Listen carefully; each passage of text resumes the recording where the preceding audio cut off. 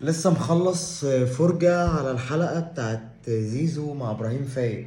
الأول كل سنة وانتم طيبين وعيد سعيد عليكم والحاجات الجميلة دي، ويا رب بعود الأيام وينعاد علينا بالخير واليمن والبركات علينا وعلى كل الأمة العربية والإسلامية جميعا.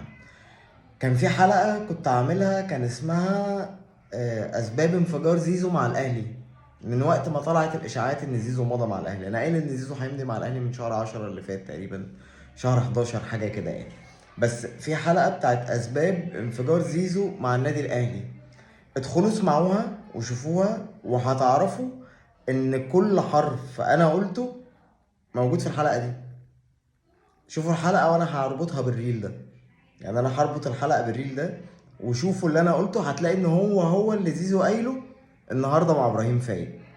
وباذن الله استنوا في حلقه النهارده على اليوتيوب، هي اتسجلت خلاص بس لسه هتتمنتج، هتنزل على الساعه 4 الفجر كده.